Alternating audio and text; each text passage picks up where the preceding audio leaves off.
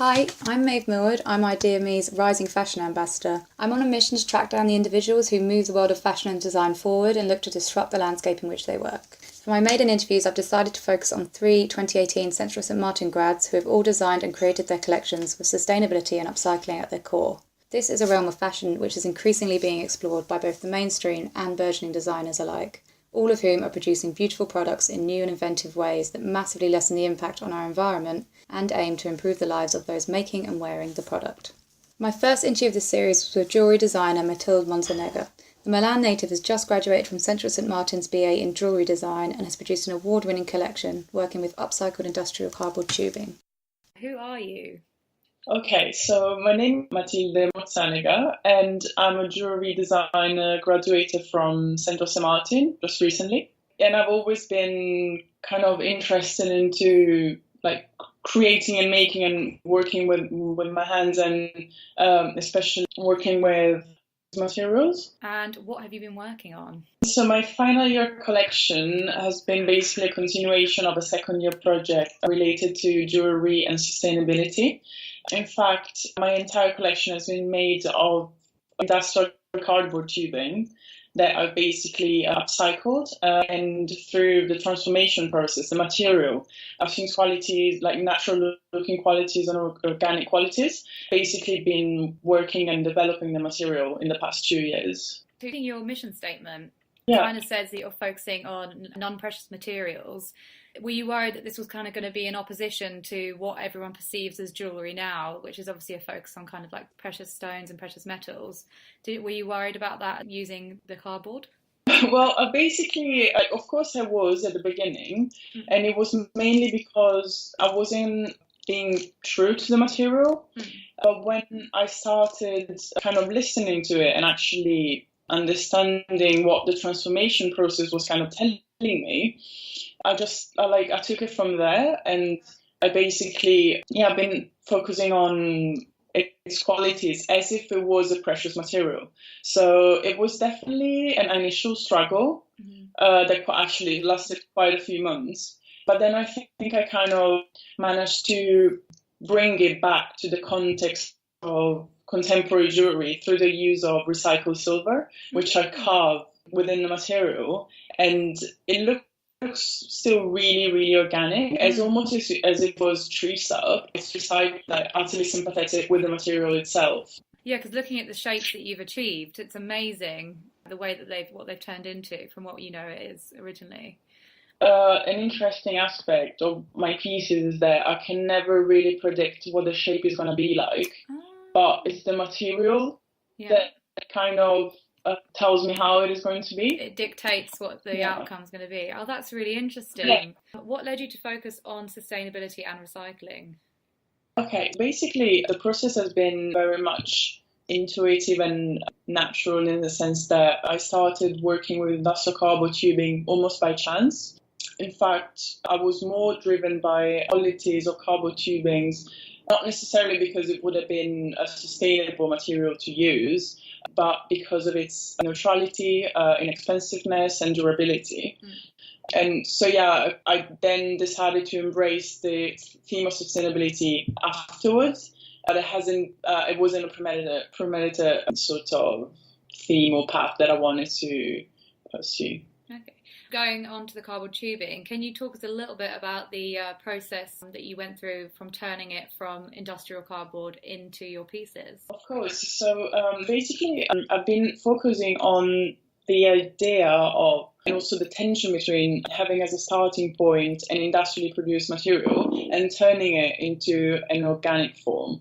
Basically, the way that industrial cardboard tubes are produced makes the transformation possible as well. In fact, they're produced in layers, and the layers through the sanding process and polishing stage reveal themselves as if there was an organic shape hidden within the material that in a sense I needed to explore. So really it's the tension between something that is industrially produced and man-made and produced with machines and through craftsmanship, obtaining something that you could find on the beach or, for instance, in the wood.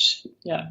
I really love the thing you said, this kind of idea of it just really being a really organic process where you've kind of just left it, you've kind of been really malleable with what's happening and just responded in turn to it, rather than being like, this is how I'm going to do this. You're like, okay, we'll see what happens. And then, exactly. Yeah, I think that's really great. That's something, and you've allowed it to come out that way. I think it really shows in your pieces as well. There's so much fluidity to them. So thank you. And yeah, honestly, also because in like especially jewelry making, usually you make testing pieces. Or like, for instance, I got advice to make my pieces first with like MDF or, for instance, ceramic. But that didn't make sense at all because each piece has its own identity as well. Yes. So creating it with another substance would have been just like absurdity, basically. It would have like it would have made no sense at all. And depending on what process I use, the cardboard kind of assumes different textures. Okay. So it always maintains its lightness, which is the most kind of surprising aspect of the material I use.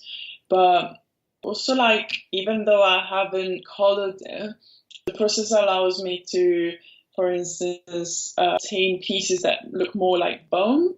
Okay. But I haven't colored it, so it depends on like how compressed the paper is, I guess. And then the next question was, what was your biggest obstacle you faced trying to ensure that your collection was kind of recycled and sustainable, as well as kind of coming out as an aesthetically pleasing collection for you? So I think the main struggle was to find a way to be as sympathetic as possible with the material. So I had quite a few advice telling me to use, for instance, Swarovski crystals, which are also sustainable. Okay. Or, for instance, coloring the material to kind of like, in a sense, make it more appealing in a sense. But then, as I said at the beginning, when I actually realized that the material had so many qualities and I didn't have to add as much as I thought at the beginning, I basically decided to maintain the chromatic aspect of the actual cardboard. So I think the main struggle was to really not overcome the material, but to like work with it and like literally treating it as if I was working with wood or rock. And basically, from a technical point of view, this meant to find the right resin. Of course, to make it wearable, waterproof, and just like making the kind of full circle of the transformation possible, and to turn it into a piece of jewelry that is wearable. Yeah. And what kind of reception has the collection received? Have you had some really like great feedback, any negative feedback? What have you got so far? I had a lot of interest, and I've also won the Green Trail Award, which is a sustainable award. Yeah, I'm so happy. A sustainable award that they're giving out from this year all over CSM, so masters included. And my collection has been selected among those five awards because, basically being sustainable from the very beginning of the stage to the very end.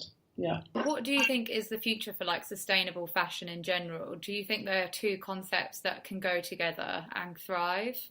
Yeah, I think, like, to be honest, I don't think we will ever manage to kind of go back. And it is something that in the future jewelers and in general makers as well will have to take under consideration, because we can't just like take for granted that anything we do doesn't have an impact. And also there is like just something magical about the idea of creating something that already exists, and if it was it was a waste. Absolutely. And then a couple more final questions. What's next for you on your journey? Actually, recently got the news that I got accepted at ideaXme. ideaXme is a university in Florence, contemporary jewellery. I'm going to move back to Italy in the beginning of September for my master. Oh, brilliant. Yeah. Final question. Where can people listening to this podcast see your work or learn more about you? Everything can be found on my website, which is www.ideaXme.com. MatildeMozzanega and also my Instagram page, which is Matilde Mozzanega Design. Brilliant. Well, thank you so much for taking the time to speak to me. Keep working on what you're working on. It's so amazing. It's really great. Thank you so much. It was a pleasure. I'm really excited to share all of your ideas and your creations with our listeners. Thank you so much for having me.